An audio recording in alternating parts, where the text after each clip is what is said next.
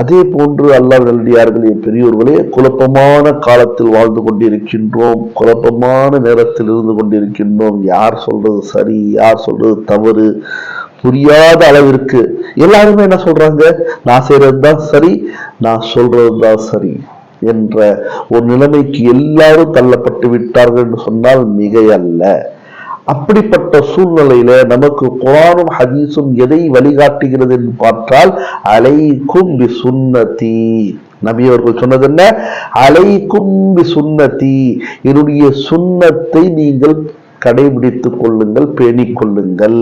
First விஷயம். அப்போ நபியுடைய அத்தனை சுன்னத்து தான் சஹீஹானது. நபியுடைய எதுவா சுன்னத்து இல்லையோ அது கைர சஹீ, சஹீ அல்ல. இரண்டாவது விஷயம் என்னவென்றால், வசுன்னத்து அல்